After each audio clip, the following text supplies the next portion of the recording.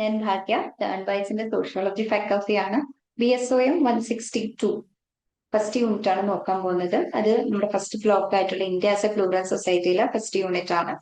Unity and diversity in India. So ഇതിൽ unity and ഡൈവേഴ്സിറ്റിയോട് ഉദ്ദേശിക്കുന്നതെന്ന് വെച്ചാൽ ഇന്ത്യ എത്രമാത്രം ഡൈവേഴ്സ് ആയിട്ടുള്ള ഒരു സൊസൈറ്റിയാണ്, അതുപോലെ ഇത്രയും ഡൈവേഴ്സ് ആയിട്ടും അതിന്റെ ഉള്ളിൽ യൂണിറ്റി കൂടുതലായിട്ട് ഫോക്കസ് ചെയ്യുന്ന ഒരു യൂണിറ്റ് ആണ്. സോ മെയിൻലി ഇതിൽ നിന്ന് മനസ്സിലാക്കാൻ പോകുന്നത് യൂണിറ്റി ആൻഡ് ഡൈവേഴ്സിറ്റി എന്ന് പറയുന്ന കോൺസെപ്റ്റുകൾ മനസ്സിലാക്കും. അത് എങ്ങനെ യൂണിഫോമിറ്റി എന്ന് പറഞ്ഞൊരു കോൺസെപ്റ്റിൽ നിന്ന് ഡിഫറെന്റ് ആയിട്ടുണ്ട്. പിന്നെ forms of diversity. So diversity എന്താണെന്ന് പഠിക്കും, അപ്പൊ അതിന്റെ ഫോംസും കൂടെ നമുക്ക് നോക്കണം. ഇന്ത്യയിൽ കാണുന്നതിന്റെ ബേസിലാണ് ഫോംസ് ഓഫ് ഡൈവേഴ്സിറ്റി പറയുന്നത്. Racial, linguistic, religious and caste എന്ന് പറയുന്നത്. പിന്നെ ബോൺസ് ഓഫ് യൂണിറ്റി. ഓക്കെ, ഡൈവേഴ്സിറ്റിയെ പറ്റി പഠിച്ചു. ഇനി യൂണിറ്റിയുടെ ഒരു ഇത് എന്താണ് ആൾക്കാരെ ഇങ്ങനെ ഒരുമിച്ച് നിർത്തുന്നത് എന്നുള്ളൊരു കാര്യം പറയുന്നുണ്ട്. ഇന്റഗ്രേറ്റ് ചെയ്ത് നിർത്തുന്ന geo political, pilgrimage, accommodation and interdependence. And of course നമ്മൾ ഇതെല്ലാം പഠിച്ചു കഴിയുമ്പം ഏത് കൾച്ചറൽ മോഡലാണ് ഇന്ത്യയിൽ ഫോളോ ചെയ്ത് വരുന്നത് എന്നുള്ളൊരു ഡീറ്റെയിൽസും കൂടെ നമുക്ക് ക്ലിയർ ആയി വരും. സോ ഫസ്റ്റിലെ എന്താണ് യൂണിറ്റി ആൻഡ് ഡൈവേഴ്സിറ്റി എന്നുള്ളൊരു കോൺസെപ്റ്റ് ഇൻട്രൊഡക്ഷൻസ് ഉണ്ട്. ആ കോൺസെപ്റ്റ്സ് പറയുന്നുണ്ട്. Forms of diversity, bonds of unity and after ഒരു സമ്മറി. ഇത്രയാണ് നമ്മൾ ഈ ഒരു യൂണിറ്റിൽ ഡിസ്കസ് ചെയ്യാനായിട്ട് പോകുന്നത്. സോ ഫസ്റ്റില് കോൺസെപ്റ്റ് ഓഫ് ഡൈവേഴ്സിറ്റി. അപ്പം ആദ്യം എന്താണ് ഡൈവേഴ്സിറ്റി എന്നുള്ളൊരു കാര്യം നമ്മൾ മനസ്സിലാക്കിയിരിക്കണം. അപ്പം ഡൈവേഴ്സിറ്റി എന്ന് പറയുമ്പോൾ ഫസ്റ്റ് മനസ്സിലാക്കേണ്ട ഒരു കാര്യം എന്ന് പറഞ്ഞാൽ ഡിഫറൻസിനെയാണ് ഡൈവേഴ്സിറ്റി എന്ന് മീൻ ചെയ്യുന്നത്. ഒരു ജനറൽ മീനിങ്ങിൽ വെറൈറ്റി അല്ലെങ്കിൽ ഡിഫറൻസസ് ആണ് ഡൈവേഴ്സിറ്റി. ഡൈവേഴ്സ് ആയിട്ടുള്ള ഡ്രസ്സസ് ഉണ്ട്, അല്ലെങ്കിൽ ഡൈവേഴ്സ് ആയിട്ടുള്ള ഫുഡ് ഐറ്റംസ് ഉണ്ടെന്ന് പറയുമ്പോൾ വെറൈറ്റി ഓഫ് ഫുഡ് ഐറ്റംസ് അല്ലെങ്കിൽ ഒരുപാട് ഡിഫറെന്റ് ആയിട്ടുള്ള എന്നുള്ളൊരു മീനിങ് ആണ് വരുന്നത്. പക്ഷെ നമ്മളൊരു സോഷ്യോളജി സ്റ്റുഡന്റ് ആയിരിക്കുമ്പോൾ സോഷ്യോളജിക്കൽ മീനിങ് മനസ്സിലാക്കിയിരിക്കണ്ടേ. അപ്പം സോഷ്യോളജിക്കൽ മീനിങ് നോക്കുമ്പോൾ കളക്റ്റീവ് ഡിഫറൻസസ് എന്നാണ് മീനിങ് വരുന്നത്. കളക്റ്റീവ് എന്ന് പറയുമ്പോൾ ആസ് എൻ ഇൻഡിവിജ്വൽ വെറൈറ്റിയോ അല്ലെങ്കിൽ ഇൻഡിവിജ്വൽ ഡിഫറൻസോ അല്ല. സൊസൈറ്റി എന്ന് പറയുന്നത് ഒരു ഗ്രൂപ്പ് ഓഫ് ആൾക്കാരാണ്. അപ്പം ആ ഒരു കളക്റ്റീവ്, ഒരു ഗ്രൂപ്പ് ഓഫ് ആൾക്കാർക്ക് എന്തൊക്കെയാണ് അവരുടെ ആ ഒരു ഡിഫറൻസസ്. ഇപ്പം റേസ് എടുക്കുവാണെങ്കിൽ ഒരു ഗ്രൂപ്പ് ഓഫ് ആൾക്കാരുടെ റേസ് ഒരുപോലെ ആയിരിക്കും, അടുത്ത ഗ്രൂപ്പിന് അടുത്ത റേസ് ആയിരിക്കും. അപ്പൊ കാസ്റ്റ് പല ഗ്രൂപ്പ് ഓഫ് ആൾക്കാരിലാണ് കാസ്റ്റ്, അല്ലാതെ ഒരു ഇൻഡിവിജ്വൽ ആയിട്ടുള്ള ഒരു കാര്യമല്ല. സോ അതാണ് കളക്റ്റീവ് ഡിഫറൻസസ് എന്നാണ് സോഷ്യോളജിക്കൽ മീനിങ്ങിൽ പറയുന്നത്. ഇപ്പൊ ബയോളജിക്കൽ ഡിഫറൻസസ് വരുന്നുണ്ട്. ഓരോരുത്തരുടെ റേസ് അവർ ജനിച്ചതിന്റെ ഇത് വെച്ചിട്ട് ബയോളജി അനുസരിച്ചിട്ട് വരുന്ന ഡിഫറൻസ് ഉണ്ട്. പിന്നെ ഓരോരുത്തർക്ക് കിട്ടിയ റിലീജിയന്റെ ബേസിൽ വരുന്ന ഡിഫറൻസസ് ഉണ്ട്. പിന്നെ ലാംഗ്വേജ് ബേസിലുള്ള ഡിഫറൻസസ് ഉണ്ട്. അപ്പം ഇതൊക്കെ എന്ന് പറഞ്ഞാൽ ഡൈവേഴ്സിറ്റി ഡിഫറൻസ് ആണ്. അതായത് ഫോംസ് ഓഫ് ഡൈവേഴ്സിറ്റിയിൽ വരുന്നതാണ്. ഇനി മനസ്സിലാക്കേണ്ട ഒരു കാര്യം എന്ന് പറഞ്ഞാല് ഡൈവേഴ്സിറ്റി വേഴ്സസ് യൂണിഫോമിറ്റി. അപ്പം യൂണിഫോമിറ്റി എന്ന് പറയുമ്പോൾ ഡൈവേഴ്സിറ്റി എന്ന് പറയുമ്പോൾ ഡിഫറൻസസ് ആണ് മനസ്സിലായി. Variety of groups and culture, അതായത് ഇപ്പൊ റേസ് ഉണ്ട്, റിലിജൻ ഉണ്ട്, ലാംഗ്വേജസ് ഉണ്ട്. ഇനി യൂണിഫോമിറ്റി എന്ന് പറയുമ്പം ആ ഒരു സിമിലാരിറ്റി ആണ് കാണിക്കുന്നത്. നമ്മൾ സെയിം യൂണിഫോം ഇട്ട് സ്കൂളിൽ പോവാന്ന് പറയുമ്പോൾ എന്തുവാ, എല്ലാവരും ഒരേ ഡ്രസ് ഇട്ട് പോവാന്നല്ലേ. ആ ഒരു സിമിലാരിറ്റി അല്ലെങ്കിൽ സെയിം ആയിട്ടുള്ള സംഭവത്തെയാണ് യൂണിഫോമിറ്റി എന്ന് പറയുന്നത്. ഇനി മെയിൻലി മനസ്സിലാക്കേണ്ട കാര്യം യൂണിറ്റി ഒന്നും യൂണിഫോമിറ്റി എന്ന് പറയുന്നത് രണ്ടാമത്തെ ഒരു കാര്യമാണ്. രണ്ടും രണ്ട് കാര്യങ്ങളാണ്. യൂണിഫോമിറ്റി എന്ന് പറഞ്ഞത് നമ്മൾ പറഞ്ഞു ഒരുപോലെ സിമിലാരിറ്റി, ഇപ്പൊ സ്കൂൾ യൂണിഫോം പോലെ. പക്ഷെ യൂണിറ്റി എന്ന് പറയുമ്പം എല്ലാവരും കൂടെ ഒരുമിച്ച് നിൽക്കുന്നതിനെയാണ് യൂണിറ്റി എന്ന് മീൻ ചെയ്യുന്നത്. അതായത് ഇന്റഗ്രേഷൻ അല്ലെങ്കിൽ ടുഗദർനെസ്സിനെയാണ്. അതെന്ന് പറയുമ്പോൾ എല്ലാവരും ഒരുപോലെ ആയിരിക്കണമെന്നില്ല, ഡിഫറൻസസ് വരാം. പക്ഷെ അവരെല്ലാരും ഒരുമിച്ച് നിൽക്കുന്നു എന്നാണ്. അതായത് ഒരുപോലെ എല്ലാരും ഒരേ ഒരു അമ്മ പെറ്റ മക്കൾ എന്നൊക്കെ പറയുന്ന പോലെ ഒരുപോലെ ഇരിക്കണം എന്നില്ല. പക്ഷെ എല്ലാവരും തമ്മിൽ ഒരു കണക്ഷൻ ഉണ്ടായിരിക്കണം, ആ ഒരു ഇന്റഗ്രേഷൻ ഉണ്ടായിരിക്കണം. അതിന് എക്സാമ്പിൾ ആണ് യൂണിറ്റി ബേസ്ഡ് ഓൺ ഡിഫറൻസിന് എക്സാമ്പിൾ ആണ് ഓർഗാനിക് സോൾഡാരിറ്റി ഒക്കെ ഡർക്കെയിമിന്റെ. സോ ഡർക്കെയിമും യൂണിറ്റി രണ്ടായിട്ട് ഡിഫർ ചെയ്തിട്ടുണ്ട്. അതായത് മെക്കാനിക്കൽ സോൾഡാരിറ്റിയും ഓർഗാനിക് സോൾഡാരിറ്റിയും. അപ്പൊ ഈ മെക്കാനിക്കൽ സോൾഡാരിറ്റി എന്ന് പറയുന്നത് യൂണിറ്റി ബേസ്ഡ് ഓൺ സിമിലാരിറ്റി. അതായത് ഈ ട്രഡീഷണൽ സൊസൈറ്റിയിൽ അല്ലെങ്കിൽ ട്രൈബൽ സൊസൈറ്റിയിൽ കാണുന്നതാണ് മെക്കാനിക്കൽ സോൾഡാരിറ്റി. ആ മെക്കാനിക്കൽ എന്ന് പറയുന്ന വേർഡിൽ തന്നെ ഉണ്ട്. അതായത് ഒരു മെഷീൻ പോലെ എല്ലാവരും ഒരുപോലെ പ്രവർത്തിക്കുന്നു. ആ ട്രൈബൽ സൊസൈറ്റി എക്സാമ്പിൾ എടുത്തു നോക്കുക. അപ്പൊ അവിടുത്തെ എല്ലാവർക്കും ഒരേ ജോബ് ആയിരിക്കും, ഒരേ പാറ്റേൺ ആയിരിക്കും ഫോളോ ചെയ്യുന്ന, ഒരേ മാരേജ് സിസ്റ്റം ആയിരിക്കും, കൾച്ചർ സെയിം ആയിരിക്കും, അവരുടെ ഫെസ്റ്റിവൽസ് സെയിം ആയിരിക്കും. അങ്ങനെ വരുന്നതാണ് ഇപ്പൊ ട്രൈബൽ അല്ലെങ്കിൽ ട്രഡീഷണൽ സൊസൈറ്റി. എല്ലാം ഒരുപോലാണ്, സിമിലർ ആണ്. അതാണ് മെക്കാനിക്കൽ സോൾഡാരിറ്റി. എന്നാൽ ഓർഗാനിക് സോൾഡാരിറ്റി എന്ന് പറയുമ്പോൾ അത് ഈ മോഡേൺ സൊസൈറ്റിയിൽ കാണുന്നതാണ്. അത് ഡിഫറൻസസ് ആണ്. ഇപ്പൊ ഓർഗാനിക് സോൾഡാരിറ്റി എന്ന് പറയുമ്പോൾ ഇപ്പൊ നമ്മുടെ ഒരു അർബൻ ഏരിയ നോക്കുകയാണെങ്കിൽ അവിടെ പലരും വന്നിട്ട് സെറ്റിൽ ആയിട്ടുണ്ട്. പലരും പല ജോബാണ്. ഡോക്ടേഴ്സ് കാണും, ടീച്ചേഴ്സ് കാണും, പിന്നെ സ്ട്രീറ്റ് വെൻഡേഴ്സ് കാണും. അങ്ങനെ പല കാറ്റഗറി ഓഫ് ആൾക്കാരുണ്ട്. അവരെല്ലാരും ഒരു യൂണിറ്റ് ആയിട്ടാണ് ആ ഒരു സ്ഥലത്ത് താമസിക്കുന്നത്. അവർക്ക് പല രീതിയിലുള്ള ഫെസ്റ്റിവൽസ് കാണും. പല റിലിജൻ ആയതുകൊണ്ട് തന്നെ എല്ലാവർക്കും ഭയങ്കര ഡിഫറെന്റ് ആയിട്ടുള്ള കാര്യങ്ങൾ കാണും. പക്ഷെ എന്താണ്, എല്ലാവരും ഒരു യൂണിറ്റി പോലെ അല്ലെങ്കിൽ യുണൈറ്റഡ് ആയിട്ട് ഒരു സ്ഥലത്താണ് നിൽക്കുന്നത്. സോ അതാണ് ഓർഗാനിക് സോൾഡാറ്റ്. ഓർഗാനിക് സോൾഡാറ്റ് കൂടുതൽ ഒരു സിറ്റി ലൈഫിലൊക്കെ കാണാൻ പറ്റുന്നത്. പിന്നെ ട്രഡീഷണൽ ട്രൈബൽ സൊസൈറ്റിയിൽ കാണുന്നതാണ് മെക്കാനിക്കൽ സോൾഡാരിറ്റി. അപ്പൊ യൂണിറ്റി എന്ന് പറയുമ്പോൾ മനസ്സിലാക്കുക ഒരുമ അല്ലെങ്കിൽ ഒരുമിച്ച് നിൽക്കുന്ന ആ ഒരു ഇന്റഗ്രേഷൻ ആണ്. And also it social psychological condition എന്ന് പറയുമ്പോൾ ഒരു സൊസൈറ്റി മാത്രമല്ല, ഓരോ ഇൻഡിവിജ്വലിന്റെ മൈൻഡും അവരുടെ ഫീലിങ്സും എല്ലാം കൂടെ കൺസിഡർ ചെയ്യുന്നതാണ് യൂണിറ്റി എന്ന് പറയുന്നത്. നമുക്ക് എല്ലാവർക്കും ആ ഒരു ബിലോങ്ങിങ് ഫീലിംഗ് വരും, സെൻസ് ഓഫ് ബിലോങ്ങിങ്. നമ്മൾ ആസ് ആൻ ഇന്ത്യൻ, നമ്മൾ എല്ലാവരും ഇന്ത്യൻസ് ആണ്.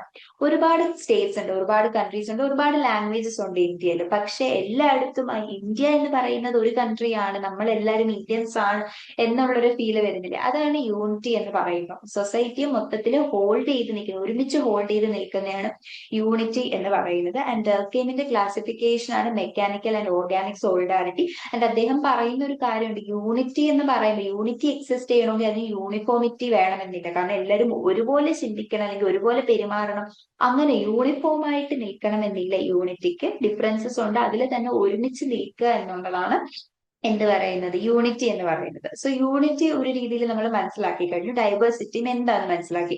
ഇനി ഫോംസ് ഓഫ് ഡൈവേഴ്സിറ്റിയാണ്, ഇന്ത്യയിലെയാണ് നോക്കുന്നത്. ഇന്ത്യയിൽ എന്താണ് ഡൈവേഴ്സിറ്റി? അതായത് കളക്റ്റീവ് ഡിഫറൻസിന്റെ ബേസിൽ 4 ഫോംസ് ആണ് മെയിൻലി വരുന്നത്. ഒന്നാമത്തത് റേഷ്യൽ ഡൈവേഴ്സിറ്റി. അതെന്ന് പറയുമ്പോൾ നമ്മുടെ ഫിസിക്കൽ ഫീച്ചേഴ്സ്, ഒരാളെ കാണുമ്പോൾ എങ്ങനെയാണ് ഇരിക്കുന്നത്, അവരുടെ ബയോളജിക്കലി എന്തൊക്കെ ചേഞ്ചസ് ആണ്, അവരുടെ സ്കിൻ ടോൺ എങ്ങനെയാണ്, ഹെയറിന്റെ ടൈപ്പ് എങ്ങനെയാണ്, ബോഡി സ്ട്രക്ചർ എങ്ങനെയാണ്, ഹൈറ്റ് ഉണ്ടോ, ഹൈറ്റ് ഇല്ല, ടോൾ ആണോ, ഷോർട്ട് ആണോ, ഇങ്ങനെയുള്ള കാര്യങ്ങൾ വെച്ചിട്ട് വരുന്ന ഡൈവേഴ്സിറ്റിയാണ് റേഷ്യൽ ഡൈവേഴ്സിറ്റി. രണ്ടാമത്തത് ഓരോരുത്തർ സംസാരിക്കുന്ന രീതി വെച്ച് വരുന്ന, ഏത് ഭാഷയാണ് സംസാരിക്കുന്നത് എന്ന് വെച്ചിട്ട് ലിംഗ്വിസ്റ്റിക് ഡൈവേഴ്സിറ്റി. മൂന്നാമത്തത് റിലീജിയസ് ഡൈവേഴ്സിറ്റി, ഏത് മതമാണ് അവർ ഫോളോ ചെയ്യുന്നത് എന്ന ബേസിൽ, എന്ത് ഫെയ്ത്ത് ആണ്, ഏത് വിശ്വാസമാണ് അവർക്കുള്ളത്. നാലാമത്തത് കാസ്റ്റ് ഡൈവേഴ്സിറ്റി, ഏത് ജാതിയാണ്, വർണ്ണ ആൻഡ് ജാതി സിസ്റ്റത്തെ ബേസ് ചെയ്ത്. ഇങ്ങനെ 4 കൈൻഡ് ഓഫ് അല്ലെങ്കിൽ 4 ഫോംസ് ഓഫ് ഡൈവേഴ്സിറ്റിയാണ് ഇന്ത്യയിലുള്ളത്. അപ്പൊ നമുക്കിനി ഓരോ ഡൈവേഴ്സിറ്റി ആയിട്ട് നോക്കാം. ഒന്നാമത്തത് റേഷ്യൽ ഡൈവേഴ്സിറ്റി. ഹെർബർട്ട് റെസ്ലിയുടെ ക്ലാസിഫിക്കേഷൻ അനുസരിച്ചിട്ടും അതുപോലെ തന്നെ ഗുഹന്റെ ക്ലാസിഫിക്കേഷൻ അനുസരിച്ചിട്ടും നമുക്ക് റേഷ്യൽ ഡൈവേഴ്സിറ്റി ഒരു യൂണിറ്റിൽ പഠിക്കാനുണ്ട്. അപ്പൊ ഹെർബർട്ട് റെസ്ലി 1891 സെൻസസ് പ്രകാരം അദ്ദേഹം 7 ടൈപ്സ് ഓഫ് റേഷ്യൽ ടൈപ്സ് ആണ് ഇന്ത്യയിലുള്ളത് എന്ന് പറയുന്നുണ്ട്. പക്ഷെ ഇതിന് എന്താ ഒരുപാട് ക്രിട്ടിക്സും ക്രിട്ടിസൈസേഷനും ഒക്കെ വന്നിട്ടുണ്ട്, വിമർശിച്ചിട്ടൊക്കെ ഉണ്ട്. അപ്പൊ അദ്ദേഹത്തിന്റെ 7 ക്ലാസിഫിക്കേഷൻ ഏതൊക്കെയാന്ന് വെച്ചാൽ, ഒന്ന് ടർക്കോ ഇറാനിയൻ, രണ്ടാമത്തത് ഇൻഡോ ആര്യൻ, മൂന്നാമത്തത് Scytho Dravidian, then Aryo Dravidian, Mongolo Dravidian, Mongoloid, പിന്നെ ദ്രവിഡ്. ഇങ്ങനെ 7 കാറ്റഗറിയാണ് പറയുന്നത്. അപ്പൊ നമുക്ക് ഇത് 7 അങ്ങനെ ഓർത്തിരിക്കണമെന്നില്ല. മെയിൻലി മനസ്സിലാക്കുക 3 ബേസിക് ക്ലാസിഫിക്കേഷൻ ആണ് അദ്ദേഹം പറഞ്ഞേക്കുന്നത്. ഇൻഡോ ആര്യനും പിന്നെ മംഗോളിയൻ പിന്നെ ദ്രവീഡിയൻ, ഇങ്ങനെ 3 കാറ്റഗറീസ് ആണ് അദ്ദേഹം പറഞ്ഞേക്കുന്നത്. ഈ മംഗോളിയനും ദ്രവീഡിയനും ഒക്കെ കൂടുതലും ട്രൈബൽ ഇന്ത്യയിൽ കാണുന്ന കാറ്റഗറീസ് ആണ്. So Indo Aryan, Mongolian and Dravidian. അപ്പൊ ഇൻഡോ ആര്യൻ എന്ന് പറയുമ്പോൾ കൂടുതൽ നോർത്തേൺ ഇന്ത്യയിൽ കാണുന്ന ആൾക്കാർ, നോർത്ത് ഇന്ത്യൻസിൽ കൂടുതലായിട്ടുള്ളവരാണ് ഇൻഡോ ആര്യൻ. മംഗോളിയൻ എന്ന് പറയുന്നത് നമ്മൾ ഈ നോർത്ത് ഈസ്റ്റേൺ ഭാഗത്ത് കാണുന്ന, അതായത് ആസാം, ത്രിപുര, മേഘാലയ, സിക്കിം, ഈ ഒരു ഭാഗത്ത് കാണുന്ന ആ ഒരു നോർത്ത് ഈസ്റ്റേൺ സ്റ്റേറ്റ്സിൽ കാണുന്ന ആൾക്കാർക്ക് കുറച്ചും കൂടെ മംഗോളിയൻ ഫീച്ചേഴ്സ് ആയിരിക്കും ഉള്ളത്. ഇൻഡോ ആര്യൻ എന്ന് പറയുമ്പോൾ ഈ ഡൽഹി പോലുള്ള സ്ഥലങ്ങൾ, ഡൽഹി, ഗുജറാത്ത്, മഹാരാഷ്ട്ര, ഇവിടെയൊക്കെ നമുക്ക് കൂടുതലും കാണാൻ പറ്റുന്ന ഇൻഡോ ആര്യൻ ഫീച്ചേഴ്സ് ഉള്ള ആൾക്കാരായിരിക്കും. ഇനി ദ്രവീഡിയൻ എന്ന് പറഞ്ഞാൽ തമിഴ്നാട്, കർണാടക, തെലുഗു, കേരളയിലൊക്കെ കാണുന്ന ആൾക്കാരെയാണ് ദ്രവീഡിയൻ എന്ന് പറയുന്നത്. സോ ഇതായിരുന്നു ആരുടെ, ഹെർബർട്ട് റിസ്ലിയുടെ ക്ലാസിഫിക്കേഷൻ. ഇനി BS ഗുഹന്റെ ക്ലാസിഫിക്കേഷൻ അദ്ദേഹം 1952 അത് 1931 സെൻസസ് എന്ന് പറയുമ്പോൾ 10 വർഷം കൂടുമ്പോൾ ഓരോ സെൻസസ് വരും. അപ്പം റിസ്ലിയുടെ ക്ലാസിഫിക്കേഷൻ എന്ന് പറഞ്ഞാൽ 1891 സെൻസസ് അനുസരിച്ചും BS ഗുഹന്റെ ക്ലാസിഫിക്കേഷൻ 1931 സെൻസസ് അനുസരിച്ച് അദ്ദേഹം പക്ഷെ 1952 പറഞ്ഞേക്കുന്നത്. 6 റേഷ്യൽ ടൈപ്സ് ആണ് പറഞ്ഞേക്കുന്നത്. ഒന്നാമത്തേത് നെഗ്രിറ്റോ എന്ന് പറയുമ്പോൾ കുറച്ചും കൂടെ ബ്ലാക്ക് സ്കിൻഡ് ആയിട്ടുള്ള ഭയങ്കര ഫ്രിസിൽ ഹെയർ, ഭയങ്കര കേളി ഹെയർ ആയിരിക്കും, അല്ലെങ്കിൽ ഫ്രിസിൽഡ് ഹെയർ ആയിരിക്കും, ആൻഡ് തിക്ക് ലിപ്സ് ഉള്ള ആൾക്കാർ, മീൻസ് അവരുടെ ഒരു ബോഡി ഫീച്ചേഴ്സ് അതായിരിക്കും. കുറച്ച് ബ്ലാക്ക് സ്കിൻ ആയിട്ട് നല്ല നല്ല ബോഡിയും ഇതുമൊക്കെ ഉള്ള ആൾക്കാരായിരിക്കും. അങ്ങനെയുള്ളവരെയാണ് നെഗ്രിറ്റോസ് എന്ന് പറയുന്നത്. ആൻഡ് സൗത്ത് ഇന്ത്യയിൽ കൂടുതലായിട്ടും നമുക്ക് കാണാൻ പറ്റും. കേരളത്തിലാണെങ്കിലും കുറെ കടാർ, ഇരുള, പണിയൻ ഈ ട്രൈബ്സിലൊക്കെ ഉള്ളവർ ഈ നെഗ്രിറ്റോ റേഷ്യൽ ഫീച്ചേഴ്സ് വരുന്ന ആൾക്കാരാണ്. ഇനി രണ്ടാമത്തെയാണ് പ്രോട്ടോ ആസ്ട്രലോയിഡ്. അഫിനിറ്റി എന്ന് പറയുമ്പോൾ ആ ഒരു സിമിലാരിറ്റി, അല്ലെങ്കിൽ അവർ ആരുമായിട്ടാണ് സിമിലർ ആയിട്ടിരിക്കുന്നത്, ക്ലോസ് ആയിട്ടിരിക്കുന്നത് എന്നാണ് അഫിനിറ്റി എന്ന് പറയുന്നത്. സോ അവര് ആസ്ട്രേലിയൻ അബോറിജിൻസ് അല്ലെങ്കിൽ വെദ്ദ, ശ്രീലങ്കയിലെ വെദ്ദ എന്ന് പറയുന്ന അല്ലെങ്കിൽ ഓസ്ട്രേലിയൻ അബോറിജിൻസ് ലൈക്ക് അവരുമായിട്ടൊക്കെ സിമിലർ ആയിട്ട് ഇരിക്കുന്നതാണ്. ഇവരെ നമുക്ക് കാണാൻ പറ്റുന്ന ബീഹാറിലെ ഹോ എന്ന് പറയുന്ന ട്രൈബ്സ്, പിന്നെ ഭിൽ ട്രൈബ്സ്, വിന്ധ്യ റേഞ്ചസിലെ ഭിൽ ട്രൈബ്സ്. ഇപ്പൊ ഒരു മിഡിൽ ഇന്ത്യയിലാണ് ഈ ഒരു ഗ്രൂപ്പ് ഓഫ് ആൾക്കാരെ നമുക്ക് കാണാൻ പറ്റുന്നത്. നെഗ്രിറ്റോനെ സൗത്ത് ഇന്ത്യയിലാണെങ്കിൽ പ്രോട്ടോ ആസ്ട്രലോയിഡ്സിനെ നമുക്ക് കാണാൻ പറ്റുന്നത് മിഡിൽ ഇന്ത്യയിലാണ്. ഇനി നെക്സ്റ്റ് വരുന്നതാണ് മംഗോളോയിഡ്സ്. അപ്പൊ മംഗോളോയിഡ്സ് എന്ന് പറയുമ്പോൾ നോർത്ത് ഈസ്റ്റേൺ ഏഷ്യയിൽ കാണുന്ന കുറച്ചും കൂടെ ഒരു കൊറിയൻ, ജാപ്പനീസ് കൺട്രീസിലൊക്കെ കാണുന്ന ആൾക്കാരുടെ ഫീച്ചേഴ്സ് വരുന്ന അതാണ്. അതായത് ഏഷ്യ, നോർത്ത് ഓർ ഈസ്റ്റേൺ ഏഷ്യയിൽ ഉള്ള ആൾക്കാരുടെ ഒരു ഫീച്ചേഴ്സ് ആണ് ഈ മംഗളോയിഡ്സ് എന്ന് പറയുന്നത്. നമ്മുടെ ഇന്ത്യയിൽ അത് ബ്രഹ്മപുത്ര വാലിയിലും നോർത്ത് ഈസ്റ്റ് റീജിയൻസിലുമാണ് കാണുന്നത്. മിക്കിർ, ബോഡോ, പിന്നെ അങ്കമി, നാഗസ് ഈ ഒരു ട്രൈബ്സ് ഒക്കെ എന്തിന് എക്സാമ്പിൾ ആണ്? മംഗളോയിഡ്സിന് എക്സാമ്പിൾ ആണ്. ഇനി നെക്സ്റ്റ് വരുന്നതാണ് മെഡിറ്ററേനിയൻ. മെഡിറ്ററേനിയൻ എന്ന് പറയുമ്പോൾ വൈറ്റ് ആൾക്കാരുണ്ടല്ലോ, വൈറ്റ് പീപ്പിൾ, വെസ്റ്റേൺ കൺട്രീസിലുള്ള അവരുമായിട്ട് കുറച്ചും കൂടെ എന്താ സിമിലാരിറ്റി അല്ലെങ്കിൽ ക്ലോസ്നെസ് പറയുന്ന കോക്കേഷ്യൻ ഗ്രൂപ്പിൽ വരുന്ന ഒരു കൈൻഡ് ഓഫ് ആൾക്കാരാണ് മെഡിറ്ററേനിയൻ എന്ന് പറയുന്നത്. ആൻഡ് ഇവരുടെ ബോഡി ഫീച്ചേഴ്സ് എന്ന് പറയുമ്പോൾ കുറച്ച് മീഡിയം അല്ലെങ്കിൽ ഷോർട്ട് ഹൈറ്റ് ആയിരിക്കും. മീൻസ് ഫിസിക്കലി അവർ മീഡിയം ഹൈറ്റ് അല്ലെങ്കിൽ ഷോർട്ട് ഹൈറ്റ് ആയിരിക്കും. സ്ലെൻഡർ, കുറച്ച് തിൻ ആയിട്ടുള്ള ആൾക്കാരായിരിക്കും. ആൻഡ് ഓൾസോ ലോങ് ഹെഡ് ആണ്, നീണ്ട തലകളുള്ള ആൾക്കാരായിരിക്കും അവരെന്ന് പറയുന്നത്. ആൻഡ് ജനറൽ യൂസേജിൽ ദ്രവീഡിയൻ ടൈപ്സ് ഇങ്ങനെ പറയാറുണ്ട്. ഇനി നെക്സ്റ്റ് വരുന്നതാണ് വെസ്റ്റേൺ ബ്രാക്കിസെപ്പാൽസ് എന്ന് പറയുന്നത്. ഓക്കെ, ബ്രാക്കിസെപ്പാൽസ് എന്ന് പറയുന്ന വെസ്റ്റേൺ ബ്രാക്കിസെപ്പാൽസ് അവർ എന്ന് പറയുന്നത് 3 സബ് ഗ്രൂപ്പ്സ് ആയിട്ട് ഡിവൈഡ് ചെയ്തിട്ടുണ്ട്. അതാണ് ആൽപനോയിഡ്, ഡൈനാറിക് ആൻഡ് ആർമിനോയിഡ് എന്ന് പറയുന്നത്. ഈ സബ് ഗ്രൂപ്പ്സ് BS കുഹന്റെ ക്ലാസിഫിക്കേഷനിലുള്ള 6 ക്ലാസിഫിക്കേഷനാണ് നമ്മൾ പറഞ്ഞുകൊണ്ടിരിക്കുന്നത്. അതിൽ തന്നെ ഈ വെസ്റ്റേൺ ബ്രാക്കിസെപ്പാലസിൽ വരുന്ന ഒരു സബ് ഗ്രൂപ്പ്സ് ആണ് ഈ ആൽപിനോയിഡ്, ഡിനാറിക് ആൻഡ് ആർമനോയിഡ്. അതെന്ന് പറയുമ്പോൾ ഓരോരുത്തർക്കും എന്തൊക്കെ ഫീച്ചേഴ്സ് ആണ്. ഇവരിൽ തന്നെ ആൽപനോയിഡ് എന്ന് പറയുന്ന ആൾക്കാർക്ക് നല്ല ബ്രോഡ് ഹെഡ് ആയിരിക്കും ഉള്ളത്, നല്ല വീതിയുള്ള ഹെഡ് ആയിരിക്കും. ആൻഡ് ഓൾസോ ഒരു ഫെയർ ടു വീറ്റിഷ് സ്കിൻ ആയിരിക്കും, ഒരു ഫെയർ അല്ലെങ്കിൽ ഒരു വീറ്റിഷ് കളർ ഉണ്ടല്ലോ, ആ ഒരു കളർ സ്കിൻ ടോൺ ആയിരിക്കും ആൽപനോയിഡ്സിന് വരുന്നത്. മീഡിയം ഹൈറ്റ് ഒക്കെ ആയിരിക്കും, ബ്രോഡ് ഹെഡ്, അത് മനസ്സിലാക്കി വെക്കുക. ആൻഡ് ഇതിനെ ബംഗാളിലെ കയസ്ത ഗ്രൂപ്പും ഗുജറാത്തിലെ ബനിയ കമ്മ്യൂണിറ്റിയൊക്കെ കൂടുതലും ഈ ആൽപനോയിഡ് ഫീച്ചേഴ്സ് ഉള്ളവരായിരിക്കും. ഇനി ഡിനേറിക് എന്ന് ഉദ്ദേശിക്കുന്നതെന്ന് വെച്ചാൽ അവർക്ക് കുറച്ചും കൂടെ ലോങ് നോസ് ആയിരിക്കും, ലോങ് നോസ്, പിന്നെ ഫേസും കുറച്ച് ലോങ് ആയിരിക്കും, ടോൾ ആയിരിക്കും, ആൻഡ് ബ്രോഡ് ഹെഡ് ഇവർക്കും കാണും. പക്ഷെ ലോങ് നോസ് ആണ് ഇവരുടെ മെയിൻ ഫീച്ചേഴ്സ് എന്ന് പറയുന്നത്. ലോങ് ഹുക്ഡ് നോസ് ആയിരിക്കും. ബ്രാഹ്മിൻസ് ഓഫ് ബംഗാൾ ഈ ഡിനേറിക് റേഷ്യൽ ഫീച്ചേഴ്സ് വരുന്ന ആൾക്കാരാണ്. ഇനി അർമനോയിഡ് എന്ന് പറയുമ്പം അവർക്ക് കുറച്ചും കൂടെ നാരോ ആയിട്ടുള്ള നോസ് ആയിരിക്കും, മീഡിയം ഹൈറ്റ് തിക്ക് ഹെയർ ഒക്കെ ഉള്ള ആൾക്കാരായിരിക്കും അർമനോയിഡ് എന്ന് പറയുന്നത്. ബോംബെയിലെ പാഴ്സി കമ്മ്യൂണിറ്റിയിൽ കാണാൻ പറ്റുന്നതാണ് ഈ അർമനോയിഡ് ഗ്രൂപ്പ് എന്ന് പറയുന്നത്. സോ ഓരോ ഈ 3 സബ് ഗ്രൂപ്പ്സ് എന്ന് പറഞ്ഞാൽ അവരുടെ ഫിസിക്കൽ ഫീച്ചേഴ്സിനെ ബേസ് ചെയ്തിട്ട് മാത്രം വരുന്നതാണ്. ഇനി നെക്സ്റ്റ് വരുന്ന ഗ്രൂപ്പാണ് ഇത് നോർഡിക് എന്ന് പറയുന്നത്. ഈ നോർഡിക് എന്ന് പറയുമ്പം അവർക്ക് അവരുടെ ഫേഷ്യൽ ഫീച്ചേഴ്സ് എന്ന് പറഞ്ഞാൽ ടോൾ ആയിരിക്കും, നല്ല ലോങ് ഹെഡ് ആയിരിക്കും, പിന്നെ ലൈറ്റ് സ്കിൻസും ഐസും ഒക്കെ ആയിരിക്കും, ലൈറ്റ് സ്കിൻഡ് ആയിട്ടുള്ള ആൾക്കാരായിരിക്കും. ആൻഡ് നോർത്തേൺ ഇന്ത്യയിലായിരിക്കും പഞ്ചാബ്, രജപുത്തന ഇവരെയൊക്കെ നമുക്ക് നോർത്ത് ഇന്ത്യയിലെ പഞ്ചാബ് ഏരിയാസിലൊക്കെ കാണുന്ന ആൾക്കാർ ഈ നോർഡിക് ഗ്രൂപ്പിൽ വരുന്നതാണ്. ചിത്രാൾ എന്ന് പറയുന്ന സ്ഥലത്തെ ഖോ കമ്മ്യൂണിറ്റി, പിന്നെ റെഡ് കാർപ്പറ്റ്സ് എന്ന് പറയുന്നതും ഒക്കെ ഈ നോർഡിക്കിൽ വരുന്നതാണ്. ആക്ച്വലി നമ്മുടെ ഈ ഒരു ഇഗ്നോമിന്റെ മെറ്റീരിയൽ റെഡ് കാർപ്പറ്റ്സ് എന്ന് പറയുന്നത്. അപ്പൊ കാഫിർ എന്ന് ഉദ്ദേശിക്കുന്നതെന്ന് പറഞ്ഞാൽ പണ്ട് യൂസ് ചെയ്ത ഒരു ടേം ആണ് അത്. ഈ കൊളോണിയൽ ടൈമിൽ യൂസ് ചെയ്തായിരുന്നു കാഫിർ, റെഡ് കാർപ്പറ്റ്സ് എന്ന് പറയുന്നത്. അത് ഈ ചിത്രാല കലാഷ് എന്ന് പറയുന്ന ആൾക്കാരെ ആണ് യൂഷ്വലി കാഫിർസ് എന്ന് പറയുന്നത്. റെഡ് എന്ന് പറയുമ്പോൾ അവരുടെ ഒരു സ്കിൻ ടോൺ ഭയങ്കര ലൈറ്റ് ഫെയർ ആയിട്ട് റെഡ് കളർ സ്കിൻ ടോൺ ഉണ്ടായിരിക്കും. ആൻഡ് കാഫിർ എന്നുള്ള വേർഡ് മീനിങ് എന്ന് പറഞ്ഞാൽ മുസ്ലിം അല്ലാത്തത് എന്നുള്ള ഔട്ട്സൈഡേഴ്സിനെ യൂസ് ചെയ്യാൻ വേണ്ടി, അതായത് നോൺ മുസ്ലിം എന്ന് വരുന്നതാണ്. ആക്ച്വലി ഇതൊരു ഡിസ്റെസ്പെക്ട്ഫുൾ വേ ഓഫ് യൂസിങ് ആണ്. അങ്ങനെ കാഫിർ എന്ന് അങ്ങനെ യൂസ് ചെയ്യാൻ പാടില്ല. പക്ഷെ യൂസ് ചെയ്ത് നമ്മുടെ ടെക്സ്റ്റിലൊക്കെ അങ്ങനെ പറയുന്നതേ ഉള്ളൂ. നമ്മൾ ഡയറക്ട്ലി ഇപ്പം ചില വാക്കുകൾ ഉണ്ടല്ലോ പണ്ട് ഓക്കെ ആയിരുന്നു പക്ഷെ ഇപ്പം അത് ഡിസ്റെസ്പെക്ട്ഫുൾ ആയിട്ട് കൺസിഡർ ചെയ്യുന്നത്, അങ്ങനെ ഒരു ഔട്ട്ഡേറ്റഡ് അല്ലെങ്കിൽ ഇനപ്രോപ്രിയേറ്റ് ആയിട്ടുള്ള ഒരു വേർഡ് ആണ് റെഡ് കാഫിർ എന്ന് പറയുന്നത്. നമ്മൾ യൂസ് ചെയ്യാൻ പാടില്ല, പക്ഷെ നമ്മുടെ മെറ്റീരിയൽ പറയുന്നത് കൊണ്ട് മീൻസ് മനസ്സിലാവാൻ വേണ്ടിയാണ് റെഡ് കാർപ്പറ്റ്സ് എന്ന് പറഞ്ഞിരിക്കുന്നത്. ഓക്കെ. അപ്പം നമ്മുടെ ഇന്ത്യയുടെ റേഷ്യൽ ഡൈവേഴ്സിറ്റി നോക്കുവാണെങ്കിൽ മനസ്സിലാക്കുക, ഒരു മേളിൽ ഇപ്പൊ കാശ്മീർ തൊട്ട് ഇവിടുത്തെ കന്യാകുമാരി വരെ എടുത്തു നോക്കുവാണെങ്കിൽ ഒരുപാട് കൈൻഡ്സ് ഓഫ് കളേഴ്സ് ഉണ്ട്. കാരണം ഒരു റെയിൻബോ പോലെ തന്നെ വൈറ്റ് ടു ബ്ലാക്ക് സ്കിൻഡ് എന്ന് പറയുമ്പം അല്ലെങ്കിൽ fair skin to dark skin എന്ന് പറയുമ്പം അതിൽ തന്നെ പല പല വെറൈറ്റീസ് ഉണ്ട്, ഡൈവേഴ്സിറ്റി കാണാൻ പറ്റും. കാശ്മീരീസ് എന്ന് പറയുമ്പോൾ സ്നോ പോലെ വെളുത്തിട്ടായിരിക്കും. നമ്മള് ദ്രവീഡിയൻസ് അല്ലെങ്കിൽ ഇപ്പം തമിഴ്നാട് കേരളത്തിലൊക്കെ ആണെങ്കിൽ നല്ല ചോക്ലേറ്റിന്റെ അത്രയും ഡാർക്ക് സ്കിൻഡ് ആയിട്ടുള്ള ആൾക്കാരുണ്ട്. അപ്പം ആ ഒരു സ്നോ പോയിട്ട് ചോക്ലേറ്റ് വരെ നമുക്ക് ആ ഒരു കളർ വേരിയേഷൻ ഉണ്ടല്ലോ അതുപോലാണ്. അത് ഓരോരുത്തർക്കും ഓരോ രീതിയിലാണ്. അപ്പം അത് ഒന്ന് മോശം അല്ലെങ്കിൽ ഒന്ന് വളരെ നല്ലതെന്ന് നമുക്ക് പറയാൻ പറ്റത്തില്ല.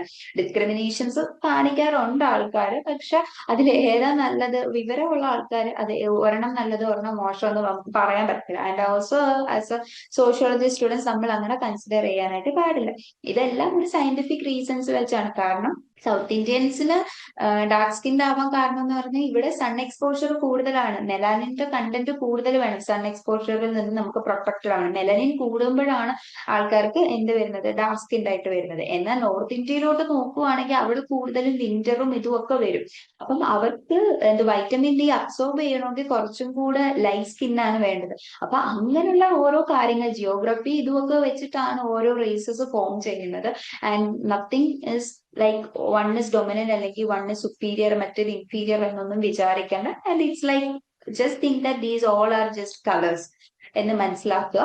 സോ അതാണ് റേഷ്യൽ ഡൈവേഴ്സിറ്റി. അപ്പം BS ഗുഹേന്റെ 6 types of classification: Negrito, Proto Australoid, Mongoloid, Mediterranean, Western brachycephalus and Nordic. ഇതായിരുന്നു 6 ക്ലാസിഫിക്കേഷൻസ്. ഇനി നമുക്ക് നോക്കാം ഇന്ത്യയിലെ ലിംഗ്വിസ്റ്റിക് ഡൈവേഴ്സിറ്റി. ഇന്ത്യയിൽ ലിംഗ്വിസ്റ്റിക് ഡൈവേഴ്സിറ്റി എന്ന് പറയുമ്പോൾ ഒരുപാട് ലാംഗ്വേജസ് ഉണ്ട് അല്ലെ. നമുക്ക് ഒരു ഗ്രേഡ്സിന്റെ ഒരു സ്റ്റഡി അനുസരിച്ച് എത്ര ലാംഗ്വേജസ് ഉണ്ടെന്ന് കണ്ടുപിടിക്കാനുള്ള ഒരു സ്റ്റഡി നടത്തിയിട്ട് അദ്ദേഹം കണ്ടുപിടിച്ചത് ഇതുവരെ 179 ലാംഗ്വേജസും 544 ഡയലക്ട്സും ഉണ്ടെന്നാണ്. ഓരോ ലാംഗ്വേജ് ഇപ്പൊ മലയാളം തന്നെ എടുത്തു നോക്കുക. ഡയലക്ട് എന്ന് പറഞ്ഞാൽ എന്താ, ആ ഒരു പ്രത്യേക റീജിയനിൽ സംസാരിക്കുന്ന സെയിം ലാംഗ്വേജിന് തന്നെ പല വേർഷൻ കാണും. മലയാളം തന്നെ എടുക്കുവാണെങ്കിൽ ട്രിവാൻഡ്രത്ത് സംസാരിക്കുന്ന രീതിയിലല്ല കോഴിക്കോട് സംസാരിക്കുന്നത്, അതുപോലല്ല പാലക്കാട് സംസാരിക്കുന്നത്. നമുക്ക് ഓരോ മൂവീസ് ഒക്കെ കാണുമ്പോൾ കറക്റ്റ് ഓരോ സ്ഥലത്തെ ഡയലക്ട് മനസ്സിലാവത്തില്ല. ഇപ്പൊ പണ്ടത്തെ പ്രിയദർശൻ മോഹൻലാൽ മൂവീസ് ഒക്കെ കാണുമ്പോൾ കറക്റ്റ് ഒരു ട്രിവാൻഡ്രം സ്ലാങ് അതിൽ കിട്ടുമായിരുന്നു. അതുപോലെ ഇപ്പൊ റീസെന്റ് ഇറങ്ങിയ പെണ്ണും പൊറാട്ടും എന്ന് പറഞ്ഞൊരു മൂവി ഉണ്ട്, അതിനകത്ത് കറക്റ്റ് പാലക്കാടിന്റെ നമുക്ക് ആ ഒരു ഡയലക്ട് കാണാൻ പറ്റും. അങ്ങനെ പിന്നെ റീസെന്റ് കുറെ നാൾ മുന്നേ ആണെങ്കിൽ മലബാർ സൈഡിലോട്ടുള്ള മൂവീസ് ഒരുപാട് ഇറങ്ങിയിട്ടുണ്ട്. അപ്പൊ അതിൽ നിന്ന് നമുക്ക് ആ ഒരു ഡയലക്ട് കിട്ടും. ഇപ്പൊ പിന്നെ ആൾക്കാർ തമ്മിൽ അങ്ങോട്ടും ഇങ്ങോട്ടും ഒരുപാട് കോൺവേഴ്സ് ചെയ്യുന്നതുകൊണ്ട് തന്നെ പലരുടെയും ഡയലക്ട്സ് നമുക്ക് മനസ്സിലാക്കാനും പറ്റുന്നുണ്ട്. സോ ഡയലക്ട് എന്ന് പറയുന്നത് ഭയങ്കര ഇമ്പോർട്ടന്റ് ആണ്. അതും ഒരു ഡൈവേഴ്സിറ്റിയുടെ കാര്യമാണ്, ലിംഗ്വിസ്റ്റിക് ഡൈവേഴ്സിറ്റിയിൽ വരുന്ന കാര്യമാണ്. ആൻഡ് 1971 സെൻസസ് അനുസരിച്ചിട്ട് 1652 മാതൃഭാഷകളുണ്ട് എന്നൊരു കൺസിഡറേഷൻ മീൻസ് അങ്ങനെ ഒരു ഇത് വന്നിട്ടുണ്ട്. ആൻഡ് കോൺസ്റ്റിറ്റ്യൂഷൻ പ്രകാരം ഈ മെറ്റീരിയൽ, അതായത് ഇഗ്നോമിന്റെ ഈ നമ്മളിപ്പോ റെഫർ ചെയ്തേക്കുന്ന മെറ്റീരിയൽ അനുസരിച്ചിട്ട് 18 ലാംഗ്വേജ് എന്നാണ് പറഞ്ഞേക്കുന്നത്.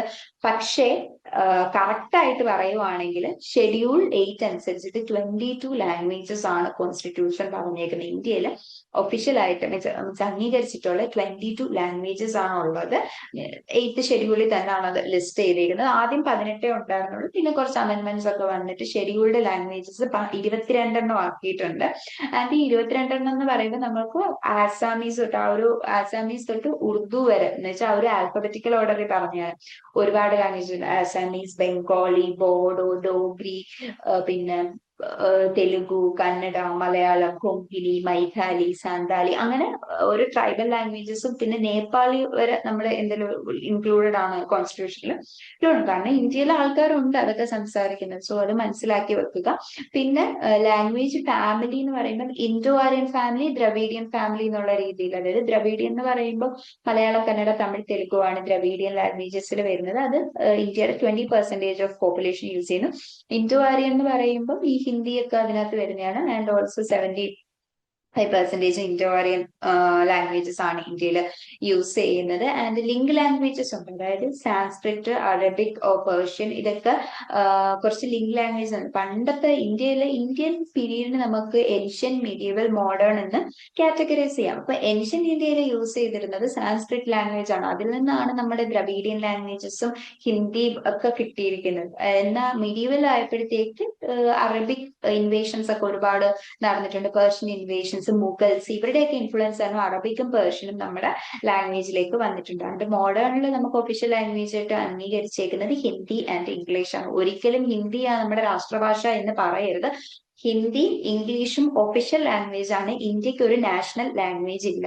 ജസ്റ്റ് മനസ്സിലാക്കി വെക്കുക. എല്ലാവരുടെയും ഒരു തെറ്റിദ്ധാരണയാണ് ഹിന്ദി എന്ന് പറയുന്നതാണ് നമ്മുടെ നാഷണൽ ലാംഗ്വേജ് എന്ന്. പക്ഷെ ഇന്ത്യയിൽ ഹിന്ദി എന്ന് പറയുന്നത് ഒരു നാഷണൽ ലാംഗ്വേജ് അല്ല. ഹിന്ദി എന്ന് പറയുന്നത് ഒരു ഒഫീഷ്യൽ ലാംഗ്വേജ് മാത്രമാണ്. അത് മനസ്സിലാക്കിയിരിക്കുക.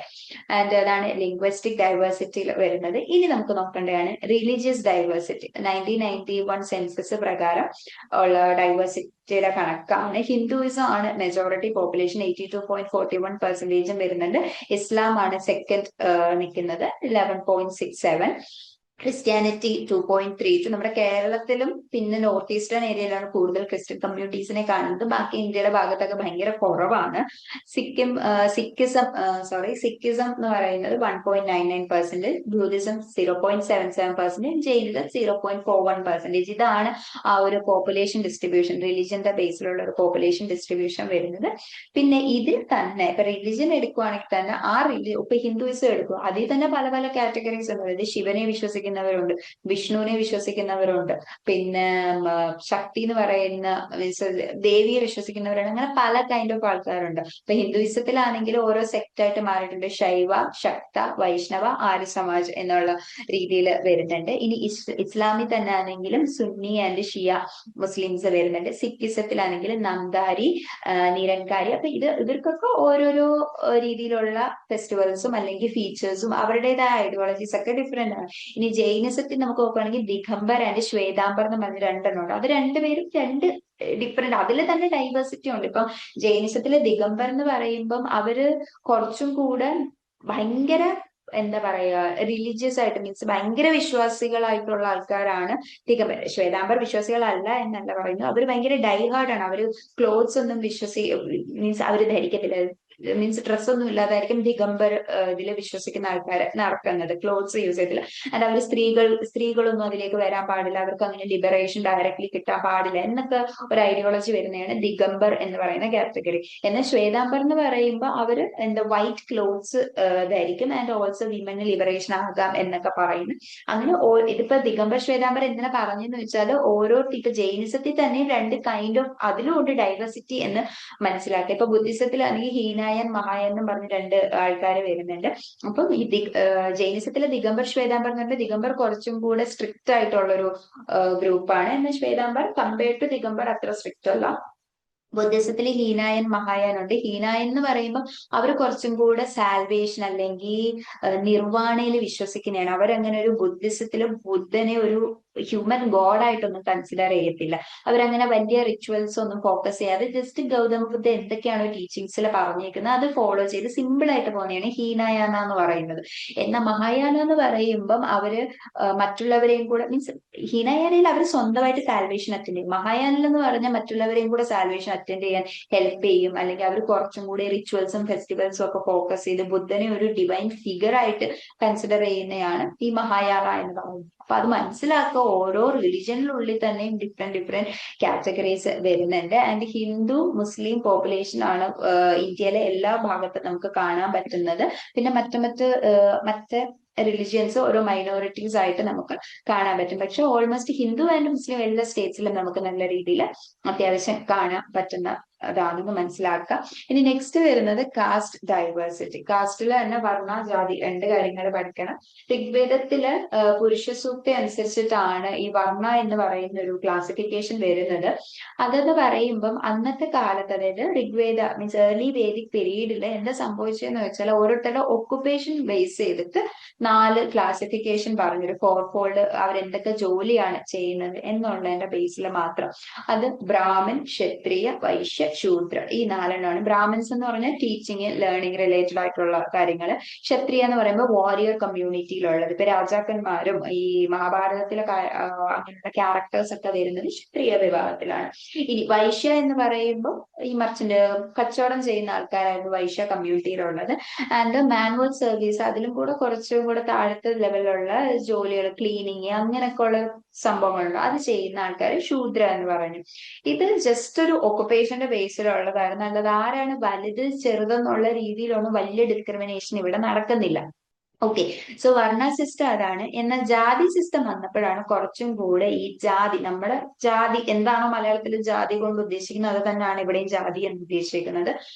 എന്താ മറ്റൊരു ജാതിന് കല്യാണം കഴിക്കാൻ പാടില്ല, അങ്ങനെയൊക്കെയുള്ള സംഭവം ഉണ്ടല്ലോ, അതാണ് ജാതി എന്ന് ഉദ്ദേശിക്കുന്നത്. ഹെറിഡിറ്ററി എൻഡോഗമസ് എന്ന് പറഞ്ഞ marriage within the same group, അവരുടെ ഒരു ട്രഡീഷൻ ഉണ്ട്. അപ്പം ഇന്ത്യയിൽ നോക്കുകയാണെങ്കിൽ 3000-ലധികം ജാതി സിസ്റ്റം കാണാൻ പറ്റും, ജാതികൾ ഉണ്ട് എന്ന് പറയും. ഇപ്പൊ കേരളത്തിൽ തന്നെ ഹിന്ദുസിന്റെ ഇടയിൽ തന്നെ എത്ര ജാതികളുണ്ട്. ഇപ്പം general caste, O B C എന്ന് പറയുമ്പോൾ തന്നെ അതർ ബാക്ക്വേർഡ് ക്ലാസ്സസ് എന്ന് പറയുമ്പോൾ ഒരു ഗ്രൂപ്പ് ഓഫ് ആൾക്കാരുണ്ട്. ജനറലിൽ തന്നെ ബ്രാഹ്മിൻസിന്റെ ഇടയിൽ ബ്രാഹ്മിൻസ് ആയിക്കോട്ടെ, നായർ ആയിക്കോട്ടെ, ഈ നായറിന്റെ ഇടയിൽ തന്നെ പിള്ള, ഉണ്ണിത്താൻ, മേനോൻ, വർമ്മ, ഇങ്ങനെ പറഞ്ഞ പല ഇതുണ്ട്, കുറുപ്പ്, ഇങ്ങനെ പല കൈൻഡ്സ് ഓഫ് ആൾക്കാർ ഉണ്ട് ജാതിയുടെ. അതിലും ഉണ്ട് ഹൈറാർക്കി. ഇപ്പൊ നായർ എന്ന് പറഞ്ഞാൽ അതൊരു ഇതല്ല, അതിലും എന്ത് വരുന്നുണ്ട്, ഹൈറാർക്കി വരുന്നുണ്ട്.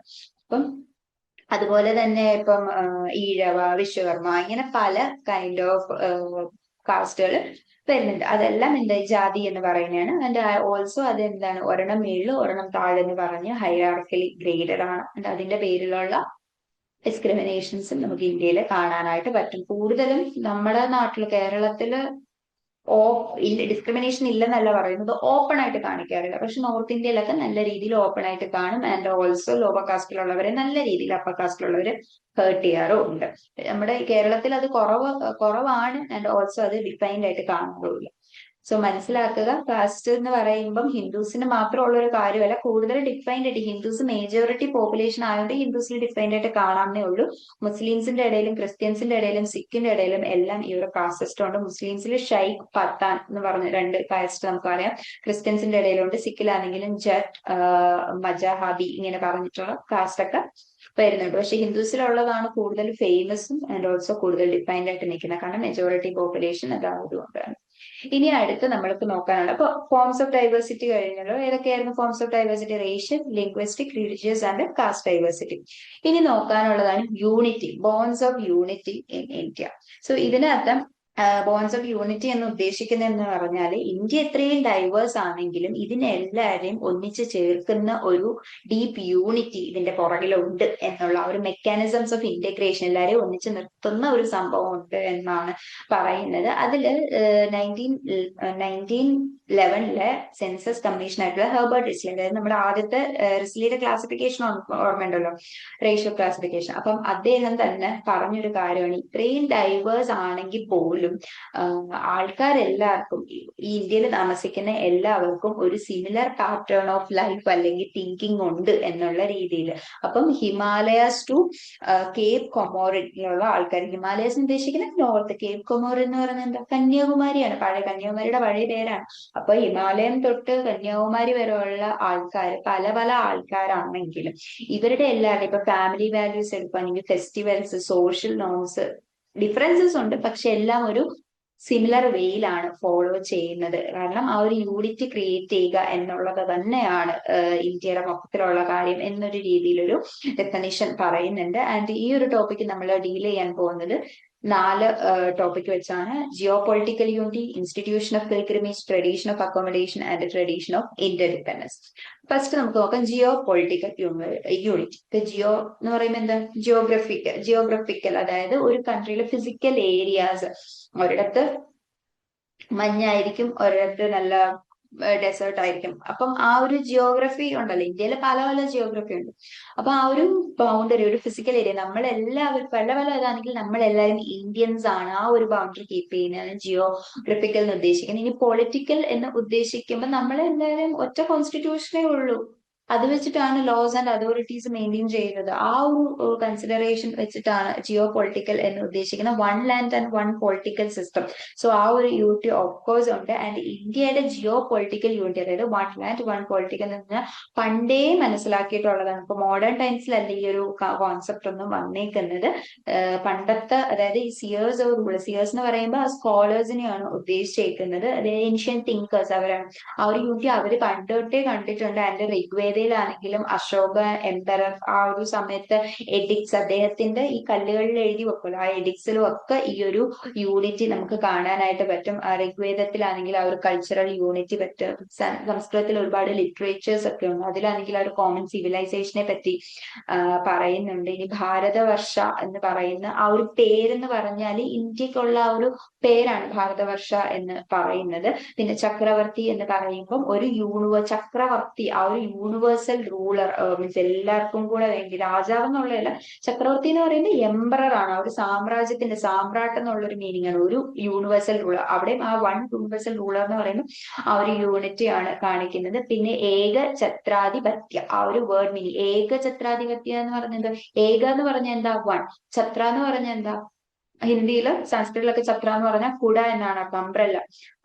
ആധിപത്യം എന്ന് പറയുമ്പോൾ റൂളിങ്. അപ്പൊ അണ്ടർ വൺ റൂൾ എന്ന് പറയുന്നത്, റൂൾ അണ്ടർ വൺ അംബ്രല്ല, അല്ലെങ്കിൽ സിംഗിൾ സോവറിനിറ്റി എന്നൊരു മീനിങ് ഏകഛത്രാധിപത്യം. അപ്പൊ ഈ ഒരു കോൺസെപ്റ്റ് ഒക്കെ എവിടെ കിടപ്പുണ്ട്? പണ്ട് തൊട്ടേ ഋഗ്വേദത്തിലും ബുദ്ധിസ്റ്റ് മോണുമെന്റ്സിലും സംസ്കൃത് ലിറ്ററേച്ചറിലും ഒക്കെ നമുക്ക് കാണാനായിട്ട് പറ്റും. സോ ആ ഒരു കാര്യം മനസ്സിലാക്കുക. മെന്റൽ ആൻഡ് കൾച്ചറൽ ഐഡിയാസ് വെച്ചിട്ട് എല്ലാവരും യുണൈറ്റഡ് ആയിട്ട് നിൽക്കുന്നത്. ഇത് ജിയോഗ്രഫിക്കൽ രീതിയിൽ പറയുന്നത്. ഇനി പൊളിറ്റിക്കൽ യൂണിറ്റി നോക്കുവാണെങ്കിലും നോർത്തിലെ ഹിമാലയാസ് തൊട്ട് സൗത്തിലെ ഓഷൻസ് വരെ പല ജിയോഗ്രഫിക്കൽ രീതിയാണ്. പക്ഷെ എല്ലാവരെയും നോക്കുന്നത് ഒരേ കോൺസ്റ്റിറ്റ്യൂഷൻ ആണ്. ഇന്ത്യ എന്ന് പറയുമ്പോൾ എല്ലാവരും ഫോളോ ചെയ്യുന്ന സെയിം കോൺസ്റ്റിറ്റ്യൂഷൻ. ആൻഡ് ഓൾസോ മനസ്സിലാക്കുക, വേറൊരു കൺട്രീസിനും ഇന്ത്യയിലെ ഡിസിഷൻസ് എടുക്കാൻ പറ്റത്തില്ല. ആ ഒരു സംഭവമാണ് സോവറിൻ സ്റ്റേറ്റ് എന്ന് പറയുമ്പോൾ. ഒരേ പാർലമെന്റ് ആണ്, ഒരേ കോൺസ്റ്റിറ്റ്യൂഷൻ ആണ്. ആൻഡ് ഡെമോക്രസി, സെക്യുലറിസം, സോഷ്യലിസം എന്നൊക്കെ പറയുന്നത് ഒരുപോലെ ഫോളോ ചെയ്യുന്ന ഒരു കാര്യമാണ്. അത് മനസ്സിലാക്കുക. സോ ജിയോ പൊളിറ്റിക്കൽ യൂണിറ്റി എന്ന് ഉദ്ദേശിക്കുന്നത് ഒരേപോലെ, അതായത് ജിയോഗ്രഫി സെയിം ആണ്, പൊളിറ്റിക്സ് നമ്മൾ ഫോളോ ചെയ്യുന്നതും സെയിം ആണ്, പൊളിറ്റിക്കൽ സിസ്റ്റം ഫോളോ ചെയ്യുന്നതും സെയിം ആണെന്ന് മനസ്സിലാക്കാം. ഇനി നെക്സ്റ്റ് വരുന്നതാണ് ദ ഇൻസ്റ്റിറ്റ്യൂഷൻ ഓഫ് പിൽഗ്രിമേജ്. അതെന്ന് പറയുമ്പോൾ എന്താ? ടെമ്പിൾ കൾച്ചർ ആണ്, തീർത്ഥാടനം, ടെമ്പിൾ കൾച്ചർ ഒക്കെയാണ് ഫോളോ ചെയ്യുന്നത്. അത് ഒരുപാടുണ്ട്. ഇപ്പം നോർത്തിൽ നോക്കുവാണെങ്കിൽ ഇപ്പം വിശ്വാസികൾ അല്ലെങ്കിൽ പോലും ബദ്രിനാഥ്, കേദാർനാഥ് പോലുള്ള സ്ഥലങ്ങൾ വിസിറ്റ് ചെയ്യാറുണ്ട്. അതിന്റെ ആ ഒരു സീനിക് ബ്യൂട്ടി വെച്ചിട്ടായിക്കോട്ടെ, അല്ലെങ്കിൽ അവിടെ പോകുമ്പോൾ കിട്ടുന്ന ഒരു മെന്റൽ പീസ് വെച്ചിട്ടായിക്കോട്ടെ ഒക്കെ പോകും. അതുപോലെ നോർത്തിലും സൗത്തിലും ഈസ്റ്റിലും വെസ്റ്റിലും ഒക്കെ ഓരോ പിൽഗ്രിമേജ് സ്പോട്ട് ഉണ്ട്. വെസ്റ്റിലാണെങ്കിൽ ദ്വാരക, അതായത് കൃഷ്ണന്റെ ഇതൊക്കെ വെച്ചിട്ട് ദ്വാരകയിൽ പോകുന്ന ആൾക്കാരുണ്ട്. ഈസ്റ്റിലാണെങ്കിൽ ജഗന്നാഥപുരി, മീൻസ് രഥയാത്രയും രഥ ഫെസ്റ്റിവലും ഒക്കെ ഭയങ്കര ഫേമസ് ആണ്. അപ്പൊ ആ ഒരു കൾച്ചറൽ സംഭവം വെച്ചിട്ട്, അതായത് എല്ലാവരും ദൈവത്തെ പ്രാർത്ഥിക്കാൻ പോകുന്നില്ല എന്നല്ല പറയുന്നത്, പ്രാർത്ഥനയൊക്കെ കൂടുതൽ ആ ഒരു കൾച്ചറിന് ഇമ്പോർട്ടൻസ് കൊടുത്ത് പോകാറുണ്ട്. ആൻഡ് സൗത്തിലാണെങ്കിലും രാമേശ്വരത്താണെങ്കിലും ഒരുപാട് ആൾക്കാർ വരികയാണ്. അപ്പൊ ഷ്രൈൻസ് ഒക്കെ ഭയങ്കര ഫേമസ് ആണ്. ആൻഡ് ഇവിടെ നമ്മൾ ഫോക്കസ് ചെയ്തേക്കുന്നത് ഹിന്ദു ഷ്രൈൻസ് ആണ്. കാരണം ഇന്ത്യയിൽ കൂടുതലായിട്ട് ആൾക്കാർ ഹിന്ദു ഷ്രൈൻസിലാണ്. ഇപ്പൊ മുസ്ലിംസ് ഒക്കെ ആണെങ്കിലും കൂടുതൽ അങ്ങനെ ഫേമസ് ആയിട്ടുള്ള പിൽഗ്രിമേജ് സെന്റേഴ്സ് ഒന്നും ഇന്ത്യയിൽ, അതൊക്കെ പുറത്തോട്ടാണ്. ഇപ്പൊ മക്ക, മദീന പോലുള്ള പുറത്താണെങ്കിലും അതിനനുസരിച്ചിട്ടുള്ള സെന്റേഴ്സ് ഉണ്ട്. അപ്പൊ ഈ പിൽഗ്രിമേജിന്റെ ഫംഗ്ഷൻ എന്താ ഉദ്ദേശിക്കുന്നത്? ആൾക്കാർ ഒരു കൺട്രിയുടെ വേരിയസ് പാർട്സിലേക്ക് മൂവ് ചെയ്യുക. ഇപ്പൊ ഇവിടെ താമസിക്കുന്ന ആൾക്കാര് നോർത്തിലേക്ക് പോകുന്നു. അപ്പം ആ ഒരു ട്രാവലിംഗ്, അല്ലെങ്കിൽ ആൾക്കാർ ഇന്ത്യയുടെ മൊത്തത്തിലുള്ള ഒരു യൂണിറ്റി ആണ് കാണിക്കുന്നത്, geo cultural unity. Country worship, mother love for motherland worship of the country എന്ന് പറയുന്ന ഒരു എക്സ്പ്രഷൻ ആണ്. ഇവിടെ ആൾക്കാർ തമ്മിൽ അങ്ങോട്ടും ഇങ്ങോട്ടും ഇന്ററാക്ട് ചെയ്യുന്നു, കൾച്ചറൽ ക്ലോസ്നെസ് ഉണ്ടാകുന്നതിനെ പറ്റിയാണ് മെയിൻ ആയിട്ടും പറയുന്നത്. സോ ഇൻസ്റ്റിറ്റ്യൂഷൻ ഓഫ് പിൽഗ്രിമേജ് എന്ന് ഉദ്ദേശിക്കുമ്പോൾ ആൾക്കാർ അങ്ങോട്ടും ഇങ്ങോട്ടും ആ ഒരു യൂണിറ്റി, ഇപ്പം എനിക്ക് വേണമെങ്കിൽ കേരളത്തിൽ മാത്രം അല്ലെങ്കിൽ സദൺ സൈഡിൽ മാത്രം നിന്നാൽ മതി, ഇവിടെ ഉള്ള ദൈവം അവിടെ ഉള്ള ദൈവം ഒക്കെ സെയിം ആണ്, എനിക്ക് പുറത്തു പോയി വേറെ സ്ഥലങ്ങൾ കാണണം അല്ലെങ്കിൽ അവിടുത്തെ ദൈവങ്ങളെ പോയി പ്രാർത്ഥിക്കണം എന്നൊന്നും ഇല്ല എന്ന് ചിന്തിക്കാതെ എല്ലാ ഇന്ത്യയിലുള്ളതാണ് നമ്മൾ എല്ലാവരും, അവിടെ പോകണം, ആ ഒരു യൂണിറ്റ് കാണിക്കുന്നതാണ് ഇൻസ്റ്റിറ്റ്യൂഷൻ ഓഫ് പിൽഗ്രിമേജ് എന്ന് പറയുന്നത്. ഇനി നെക്സ്റ്റ് വരുന്നതാണ് ട്രഡീഷൻ ഓഫ് അക്കോമഡേഷൻ. അക്കോമഡേഷൻ എന്ന് പറയുമ്പോൾ ആ ഒരു അഡ്ജസ്റ്റിംഗ് അല്ലെങ്കിൽ എല്ലാവരും അക്കോമഡേറ്റ് ചെയ്യുക എന്നുള്ളൊരു മീനിങ് ആണ് വരുന്നത്. അതിൽ തന്നെ സിൻക്രറ്റിസം ആൻഡ് ടോളറൻസ് എന്ന് പറഞ്ഞ രണ്ട് സംഭവമുണ്ട്. അതായത് എല്ലാവരെയും അക്സെപ്റ്റ് ചെയ്യുക, ടോളറൻസ് സഹിക്കുക എന്നുള്ളൊരു മീനിങ് അല്ല, എല്ലാവരെയും അങ്ങോട്ടും ഇങ്ങോട്ടും അഡോപ്റ്റ് ചെയ്യുക എന്നുള്ളൊരു സംഭവമാണ്. ആൻഡ് സിൻക്രറ്റിസം എന്ന് പറഞ്ഞാൽ പല പല കൾച്ചർ തമ്മിലുള്ള മിക്സിങ്ങിനെയാണ്, മിക്സ് ചെയ്ത് പല കൾച്ചർ മിക്സ് ചെയ്ത് ഒന്നാവുന്നതിനെയാണ് സിൻക്രറ്റിസം എന്ന് പറയുന്നത്. അപ്പം ഈ ഒരു മെറ്റീരിയലിൽ നമ്മൾ ഹിന്ദുയിസത്തെ ഫോക്കസ് ചെയ്ത് പറയുന്നുണ്ട്. അപ്പൊ ഹിന്ദുയിസം എന്ന് പറയുമ്പോൾ നമുക്ക് മനസ്സിലാവും ഒരുപോലുള്ളൊരു റിലിജ്യൻ അല്ല. അതായത് ഇപ്പം ദൈവങ്ങളെ എടുത്ത് നോക്കുവാണെങ്കിൽ പോലും ഹിന്ദുയിസത്തിലെ പ്രാർത്ഥിക്കുന്ന വിശ്വാസമുള്ളവര് അല്ലെങ്കിൽ പ്രാർത്ഥിക്കുന്ന ദൈവങ്ങളെ നോക്കുകയാണെങ്കിൽ ഒരു ദൈവം അല്ല അവിടെ വരുന്നത്, പോളിതീസ്റ്റിക് ആണ്. മോണോതീസ്റ്റിക് എന്ന് പറഞ്ഞാൽ ഒറ്റ ദൈവത്തെ ബിലീവ് ചെയ്യുന്നത്. ഇപ്പം ക്രിസ്ത്യാനിറ്റി ഒക്കെ പോളിതീസ്റ്റിക് ആണ്, അതായത് കർത്താവ് അല്ലെങ്കിൽ ജീസസ് ക്രൈസ്റ്റ് എന്ന് പറഞ്ഞ ഒറ്റ ദൈവം അവർക്കുള്ളൂ.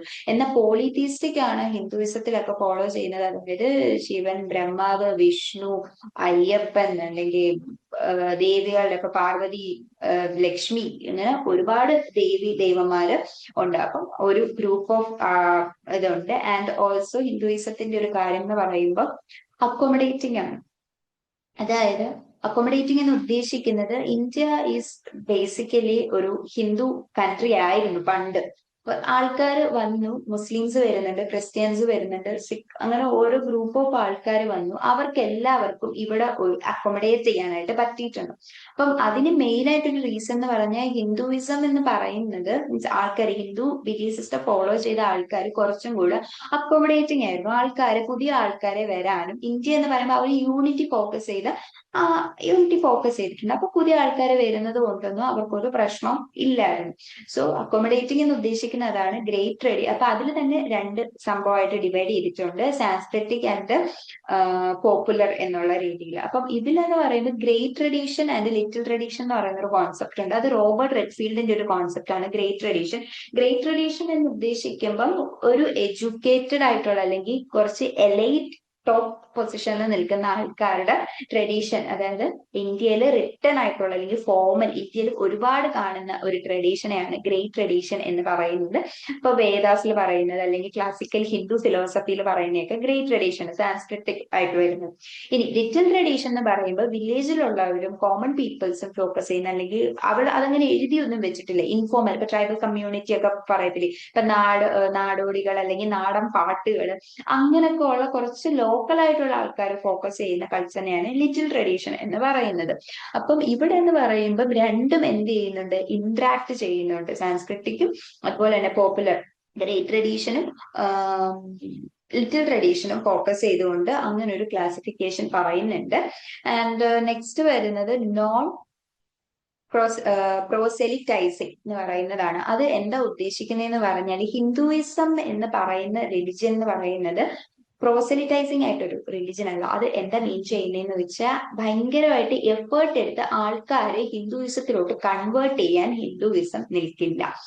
ആ ഒരു മീനിങ് ആണ് വരുന്നത്. മറ്റ് റിലിജൻസിനും കൂടെ എക്സിസ്റ്റ് ചെയ്യാൻ, പീസ്ഫുള്ളി എക്സിസ്റ്റ് ചെയ്യാൻ അനുവദിച്ച ഒരു റിലിജൻ ആണ്. അപ്പൊ നമുക്കിപ്പം വേറെ മുസ്ലിം കൺട്രീസിലൊക്കെ പോവുകയാണെങ്കിൽ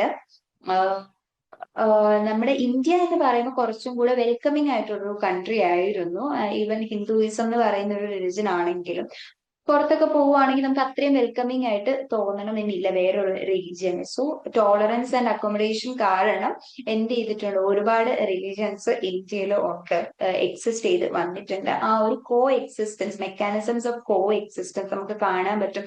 ഇപ്പം ഹിന്ദു കമ്മ്യൂണിറ്റിയിലുള്ളവർ മുസ്ലിം കമ്മ്യൂണിറ്റിയുടെ ആൾക്കാരുടെ ഫെസ്റ്റിവൽസിന് പോവാറുണ്ട്. ഇപ്പൊ കേരളത്തിൽ തന്നെ ആണെങ്കിൽ നമ്മൾ ഒരു റെസ്റ്റോറന്റിൽ പോയി നോക്കുവാണെങ്കിൽ നമ്മൾ കണ്ടിട്ടുണ്ട് റീൽസിലൊക്കെ ആണെങ്കിലും അവിടെ 3 ദൈവങ്ങളുടെയും ഫോട്ടോസ് കാണും, 3 റിലീജിയന്റെയും. അപ്പം ആ ഒരു ഹിന്ദു മുസ്ലിം ക്രിസ്ത്യാനിറ്റി ഒക്കെ നമുക്ക് എല്ലായിടത്തും കാണാൻ പറ്റും. ആൻഡ് ഓൾസോ സെപ്പറേറ്റ് ചെയ്തിട്ട് ഇപ്പം ഒരു സ്ഥലത്ത് ഇപ്പം ഹിന്ദുസിന്റെ ഒരു വീട്ടിൽ ഒരു ഫംഗ്ഷൻ നടക്കുവാണെങ്കിൽ ഇപ്പുറത്തെ ഒരു മുസ്ലിം വീടാണെങ്കിൽ അവിടുന്ന് പാത്രങ്ങളായിക്കോട്ടെ ഓരോ സംഭവങ്ങളായിക്കോ എന്തെങ്കിലും ആവശ്യമുണ്ടെങ്കിൽ അവരാണ് കൊടുക്കുന്നത്. ആ ഒരു യൂണിറ്റിയെ ഫോക്കസ് ചെയ്തിട്ടാണ് പറയുന്നത്. അപ്പം അതുപോലെ തന്നെ ഇപ്പം അമ്പലത്തിലെ തിരുമേനി ആയിക്കോട്ടെ, പള്ളിയിൽ ഉസ്താദ് ആയിക്കോട്ടെ, ക്രിസ്ത്യൻ പള്ളിയിലെ അച്ഛന്മാരായിക്കോട്ടെ, ഇവർക്ക് എല്ലാവർക്കും ഒരേ റെസ്പെക്ട് ആണ് കൊടുക്കുന്നത്. അല്ലാതെ ഇത് ഞങ്ങളുടെ ആരും അല്ല എന്നുള്ള രീതിയിലോ അങ്ങനൊന്നുമില്ല. ഒരു മ്യൂച്വൽ റെസ്പെക്ട് അവരുടെ ഹോളി ഫിഗേഴ്സിനായിക്കോട്ടെ അല്ലെങ്കിൽ സെയിൻസിനൊക്കെ ഒരു മ്യൂച്വൽ റെസ്പെക്ട് ഒക്കെ കൊടുത്ത് അങ്ങോട്ടും ഇങ്ങോട്ടും അഡ്ജസ്റ്റ് ചെയ്ത് മറ്റുള്ളവരുടെ ബിലീഫ്സിൽ ഹിന്ദുസ് മാത്രമല്ല, ഒരു ഹിന്ദുയിസം ഇവിടെ കൂടുതൽ ഉണ്ടായത് കൊണ്ട് പറയുന്നതാണ്. മുസ്ലിംസ് ആയിക്കോട്ടെ, ഹിന്ദുസ് ആയിക്കോട്ടെ, ക്രിസ്ത്യൻസ് ആയിക്കോട്ടെ, ഏത് കമ്മ്യൂണിറ്റി ആണെങ്കിലും ആൾക്കാർ ഇവിടെ കൂടുതലായിട്ട് അഡ്ജസ്റ്റ് ചെയ്ത് അങ്ങോട്ടും ഇങ്ങോട്ടും നല്ല രീതിയിൽ നിന്നുകൊണ്ടാണ് ഈ ഒരു യൂണിറ്റി ഇപ്പോഴും മെയിൻറ്റെയിൻ ചെയ്ത് പോകുന്നത്. ഇനി നെക്സ്റ്റ് വരുന്ന ഒരെണ്ണമാണ് tradition of interdependence. Simple ആയിട്ട് ഒരു ക്വസ്റ്റ്യൻ ചോദിക്കാം, നമ്മൾ എല്ലാവരും അങ്ങോട്ടും ഇങ്ങോട്ടും ഇന്റർ ഡിപ്പെൻഡന്റ് അല്ലേ? ഒഫ്കോഴ്സ് ആണ്, ആരെയും ഡിപ്പെൻഡ് ചെയ്യാതാണ് ജീവിക്കുന്നതെന്നൊക്കെ പറയുന്നുണ്ടെങ്കിലും നമ്മൾ എല്ലാവരും അങ്ങോട്ടും ഇങ്ങോട്ടും ഡിപ്പെൻഡ് ചെയ്ത് തന്നെയാണ് ജീവിക്കുന്നത്. ഫിനാൻഷ്യൽ ഇൻഡിപെൻഡൻസി കാണുമായിരിക്കും, പക്ഷെ ഇപ്പം കടയിൽ പോയി എനിക്ക് കുറച്ച് ഫുഡ് ഐറ്റംസ് അല്ലെങ്കിൽ വെജിറ്റബിൾസ് വാങ്ങണം, ആ കടയില് ആൾക്കാര് വെജിറ്റബിൾസ് തരുന്നില്ല എന്ന് പറയുവാണെങ്കിൽ എനിക്ക് കിട്ടത്തില്ല. ഞാൻ ഇനി എത്ര പൈസ കൊടുത്താലും അവര് തരില്ല എന്ന് പറഞ്ഞാൽ നടക്കത്തില്ല. അതുപോലെ തന്നെ ഒരു ഫാമിംഗ് കമ്മ്യൂണിറ്റി ഫാം ചെയ്ത് നമുക്ക് ഇത്ര ഫുഡ് തരുന്നതുകൊണ്ടാണ് നമുക്ക് വേറെ ജോബുകൾ ചെയ്തിട്ടാണെങ്കിലും ചെയ്യാൻ പറ്റുന്നത്. പെട്ടെന്ന് അവരിതൊന്നും ചെയ്യുന്നില്ല എന്ന് പറയുവാണെങ്കിൽ ഭയങ്കര ബുദ്ധിമുട്ടായിരിക്കും. നമ്മൾ അങ്ങോട്ടും ഇങ്ങോട്ടും ആൾക്കാരെ ഇന്റർ ഡിപ്പെൻഡന്റ് ആണ്, അതാണ് സൊസൈറ്റി എന്ന് പറയുന്നത് തന്നെ. സോ ആ ഒരു ട്രഡീഷൻ ഓഫ് ഇന്റർ ഡിപ്പെൻഡൻസിന് ഒരു എക്സാമ്പിൾ ആയിട്ട് ജജ്മാനി സിസ്റ്റം പറയുന്നു എന്നേ ഉള്ളൂ. ജജ്മാനി സിസ്റ്റം എന്ന് പറയുന്നത് അങ്ങോട്ടും ഇങ്ങോട്ടും ഉള്ള മ്യൂച്വൽ എക്സ്ചേഞ്ച് ഓഫ് സർവീസസ് ആണ്. അതായത് വില്യം വൈസർ കരിംപൂർ അല്ലെങ്കിൽ ആഗ്രയിലെ കരിംപൂര എന്ന് പറയുന്ന സ്ഥലത്ത് നടത്തിയ ഒരു സ്റ്റഡിയിലാണ് ജജ്മാനി സിസ്റ്റത്തെ പറ്റി പറയുന്നത്. അതെന്ന് പറഞ്ഞൊരു economic and social exchange. Land load അല്ലെങ്കിൽ ഒരു ഹയർ കാസ്റ്റിലുള്ള ആൾക്കാരെയാണ് ജജ്മാൻ, അതായത് യജമാൻ എന്നുള്ള ഒരു മീനിങ് ആണ് വരുന്നത്. ആൾക്കാർ ആണ് ജജ്മാൻ എന്ന് പറയുന്നത്. ഇനി കമീൻ എന്ന് പറയുന്നതാണ് സർവീസ് കാസ്റ്റ് എന്ന് പറയുന്നത്, സർവീസ് പ്രൊവൈഡ് ചെയ്യുന്നു. ഒരു ഗ്രൂപ്പ് ഓഫ് ആൾക്കാർ സർവീസ് പ്രൊവൈഡ് ചെയ്യുന്നു, അതിനനുസരിച്ച് പ്രതിഫലം കിട്ടുന്നു. ഈ ഒരു സംഭവമാണ് പ്രതിഫലം എന്ന് പറയുന്നത്. ക്യാഷ് ആയിട്ട് തന്നെ വേണമെന്നില്ല, ചിലപ്പം വേറെ എന്തെങ്കിലും സർവീസ് പ്രകാരമായിരിക്കും, അല്ലെങ്കിൽ എന്താ ഫുഡിന്റെ പേരിലായിരിക്കും, അല്ലെങ്കിൽ ഗ്രെയിൻസ് ആയിട്ട് കൊടുക്കും, അവർക്ക് ഫുഡ് കൊടുക്കും. അങ്ങോട്ടും ഇങ്ങോട്ടുള്ള ഒരു മ്യൂച്വൽ എക്സ്ചേഞ്ച് ആണ് ജജ്മാനി സിസ്റ്റം എന്ന് പറയുന്നത്. സോ ജജ്മാനിൽ വരുന്നതെന്ന് പറഞ്ഞാൽ റെസിപ്പിയന്റ് ഓഫ് ദ സർവീസ്, ആരാണോ ഈ സർവീസ് കിട്ടുന്നത് അവരാണ് യജമാൻ അല്ലെങ്കിൽ ജജ്മാൻ എന്ന് പറയുന്നത്. സർവീസ് പ്രൊവൈഡിനെ കമീൻ എന്നാണ് പറയുന്നത്. ആരാണോ പ്രൊവൈഡ് ചെയ്യുന്നത്, ഇപ്പം തുണി അലക്കി കൊടുക്കുന്നു, അപ്പൊ അതിന് കുറച്ച് തുണി ഇളക്കി കൊടുക്കുന്നതിന് പകരമായിട്ട് കുറച്ച് ഫുഡ് ഐറ്റംസ്, കാരണം ഈ റെസിപ്പിയന്റിന്റെ കൈ വേറെ കുറച്ച് സംഭവങ്ങൾ കാണും, അപ്പൊ അതിനനുസരിച്ച് അങ്ങോട്ടും ഇങ്ങോട്ടും എക്സ്ചേഞ്ച് ചെയ്യുന്നതിനെയാണ്. ആ ഒരു എക്സ്ചേഞ്ച് എന്ന് പറയുമ്പോൾ ചിലപ്പോൾ ക്യാഷ് ആയിരിക്കാം, അല്ലെങ്കിൽ ഗ്രെയിൻസ് പോലുള്ള സംഭവമായിരിക്കും, അല്ലെങ്കിൽ റിച്വൽ സപ്പോർട്ട് എന്നുള്ള രീതിയിലായിരിക്കും. അങ്ങനെ പല ടേംസിലാവാം. ഇന്റർ ഡിപ്പെൻഡൻസ് ആണ് ആ ഒരു സംഭവം കാണിക്കുന്നത്. ആൻഡ് ഒരു കാസ്റ്റും സെൽഫ് സഫീഷ്യന്റ് അല്ല, അങ്ങോട്ടും ഇങ്ങോട്ടും സപ്പോർട്ട് ചെയ്യും. ഇപ്പം ഹൈ കാസ്റ്റ് ആണ്, അവർ സെൽഫ് സഫീഷ്യന്റ് ആണ്, അവരുടെ കൈ കുറെ ലാൻഡ് ഉണ്ട്, പൈസ ഉണ്ടെന്ന് പറഞ്ഞിട്ട് കാര്യമില്ല. അവരും ഈ സർവീസ് പ്രൊവൈഡിൽ നിന്നും സർവീസ് മീൻസ് അവർക്ക് കിട്ടിക്കോട്ടെ ഇരിക്കുന്നുണ്ട്. സോ അതാണ് പറയുന്നത്. ആൻഡ് ഇനി ഒരു സിന്തസിസ് ചെക്ക് പോലെ ക്രോസ് റിലീജിയസ് ഇന്റർ ഡിപ്പെൻഡൻസ്, അങ്ങോട്ടും ഇങ്ങോട്ടും കാസ്റ്റ് യൂണിറ്റി റിലിജനെ ട്രാൻസെൻഡ് ചെയ്യൂ എന്നുള്ളൊരു ഇതാണ്. അതായത് ഇപ്പം ജജ്മാനി സിസ്റ്റം ആണെങ്കിൽ പോലും അത് എന്ത് ചെയ്യുന്നുണ്ട്, ഡിഫറെന്റ് റിലീജിയസ് ഗ്രൂപ്പ്, ഇപ്പം ഒരു കാസ്റ്റ് തമ്മിൽ മാത്രമല്ല പല റിലീജിയനിലുള്ളവരും അങ്ങോട്ടും ഇങ്ങോട്ടും ചെയ്യുന്നുണ്ട്. ഇപ്പം ഹിന്ദു ആണ്, ഒരു ഹിന്ദു ആയിട്ടുള്ള ഒരാള് മുസ്ലിംസിന്റെ കയ്യിലായിരിക്കും തുണി കഴുകാൻ കൊടുക്കുന്നത്, അതുപോലെ ഒരു മുസ്ലിം ആയിട്ടുള്ള ആൾക്കാർ ഒരു ഹിന്ദുവിന്റെ കയ്യിലായിരിക്കും തുണി തയ്ക്കാൻ കൊടുക്കുന്നത്. സോ അത് കാസ്റ്റിന്റെ ബേസിൽ മാത്രമല്ല, റിലീജിയന്റെ ബേസിലാണ്. നമ്മൾ അങ്ങോട്ടും ഇങ്ങോട്ടും ഇന്റർഡിപെൻഡന്റ് ആണ്. നമ്മൾ എന്തെങ്കിലും ചെയ്യുന്നത് ഇപ്പം എന്താ ഒരു ആളുടെ കാസ്റ്റോ ഇതൊന്നും നോക്കിയിട്ടല്ല. സോ മനസ്സിലാക്കുക, ഇന്ത്യയിൽ കാണുന്നത് ഒരു കോമ്പോസിറ്റ് കൾച്ചർ ആണ്. ഇപ്പൊ അക്ബറിന്റെ ആണെങ്കിൽ അതിന്റെ എഫേർട്സ്, കോമ്പോസിറ്റ് കൾച്ചർ എഫേർട്സിന്റെ ഒരു എക്സാമ്പിൾ ആയിട്ട് പറയുന്നുണ്ട്.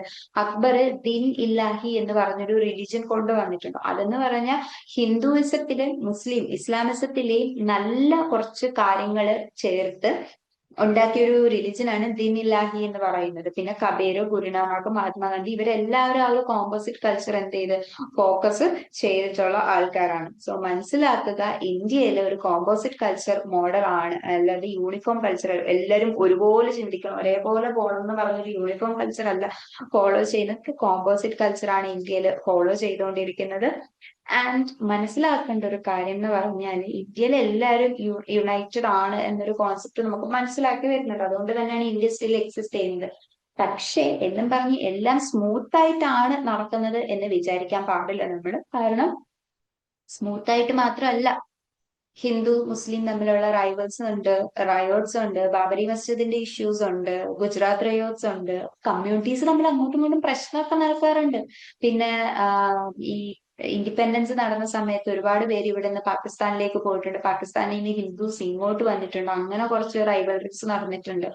അപ്പൊ ഒരുപാട് ഇഷ്യൂസ് നടക്കുന്നുണ്ട്. പക്ഷെ മനസ്സിലാക്കുക, ഈ ഇഷ്യൂസ് നടക്കുമ്പോഴും യൂണിറ്റി എന്ന് പറഞ്ഞൊരു ഫാക്ടർ, ആൾക്കാരുടെ ഉള്ളിലെ ഹ്യൂമാനിറ്റി അല്ലെങ്കിൽ നന്മ നിലനിൽക്കുന്നത് കൊണ്ടാണ് ഇന്ത്യ സ്റ്റിൽ എക്സിസ്റ്റ് ചെയ്ത് പോകുന്നത് എന്ന് മനസ്സിലാക്കുക. ഒരുപാട് പ്രശ്നങ്ങളുണ്ട്, പക്ഷെ ആ പ്രശ്നങ്ങളെ ഓവർകം ചെയ്യാനുള്ള യൂണിറ്റി അല്ലെങ്കിൽ ഇന്റഗ്രേഷൻ ടുഗദർനെസ് ഇന്ത്യൻസിന് ഉണ്ട് എന്ന് മനസ്സിലാക്കുക. അതാണ് ഈ ഒരു യൂണിറ്റിൽ പറയുന്നത്. സോ കീ കോൺസെപ്റ്റ് നമ്മൾ ഡൈവേഴ്സിറ്റി പറഞ്ഞു, collective difference, race, language, religion, caste. Unity എന്ന് പറയുമ്പോൾ ഇന്റഗ്രേഷൻ ആണ്. യൂണിഫോമിറ്റി ഇല്ലെങ്കിലും യൂണിറ്റി നിലനിൽക്കാൻ പറ്റും. And mechanisms of unity focus ചെയ്തിട്ടുണ്ട്. ജിയോ പൊളിറ്റിക്കൽ, പിന്നെ ജിയോ കൾച്ചർ വരുന്ന പിൽഗ്രിമേജ്, ഇന്റർഡിപെൻഡൻസിന്റെ ജജ്മാനി, പിന്നെ റിലീജിയസ് ടോളറൻസ്, എല്ലാവരും വെൽക്കമിങ് ആയിട്ടുള്ള, അങ്ങോട്ടും ഇങ്ങോട്ടും ഹെൽപ്പ് ചെയ്യാവുന്ന മെന്റാലിറ്റി ഉള്ള അക്കോമഡേഷൻ എന്ന് പറഞ്ഞ സംഭവം. സോ ഇത്രയാണ് നമ്മുടെ ഈ ഒരു യൂണിറ്റിൽ ഫോക്കസ് ചെയ്യുന്നത്. ഒരു പ്രീവിയസ് ഇയർ ക്വസ്റ്റ്യൻ ഉണ്ട്, nature of unity in diversity in India, with examples വെച്ചിട്ട്. നമ്മുടെ യൂണിറ്റി ഇൻ ഡൈവേഴ്സിറ്റിയുടെ എക്സാമ്പിൾസ് വെച്ച് നമുക്ക് അങ്ങോട്ടും ഇങ്ങോട്ടും ഹെൽപ്പ് ചെയ്യുന്ന കാര്യങ്ങൾ എല്ലാം വെച്ച് നമുക്ക് എഴുതാവുന്നതാണ് ഫസ്റ്റ് ഡിസ്കസ് ചെയ്തത്. പിന്നെ ബോൺസ് ഓഫ് യൂണിറ്റി കോഴ്സ് അറിയാം. ഈ ലാസ്റ്റ് നമ്മൾ ജിയോ പൊളിറ്റിക്കൽ, ഇന്റർഡിപെൻഡൻസ്, അക്കോമഡേഷൻ, പിന്നെ പിൽഗ്രിമേജ്, ഇതായിരുന്നു ബോൺസ് ഓഫ് യൂണിറ്റി. അത് എക്സ്പ്ലെയിൻ ചെയ്യുക. 20 മാർക്സിനായിരിക്കും ഇങ്ങനെയുള്ള ക്വസ്റ്റ്യൻസ് ചോദിക്കുന്നത്. So that's it, the first unit. കുറച്ച് ഇൻട്രസ്റ്റിംഗ് ആയിട്ടുള്ള ഒരു യൂണിറ്റ് ആണ്, കാരണം ഓൾറെഡി നമുക്ക് അറിയാവുന്ന കാര്യങ്ങളൊക്കെ തന്നെയാണ്. അപ്പോൾ ജസ്റ്റ് ഒന്ന് ബ്രഷ് അപ്പ് ചെയ്യുക എന്നുള്ള രീതിയിൽ നോക്കിയാൽ മതി. Thank you.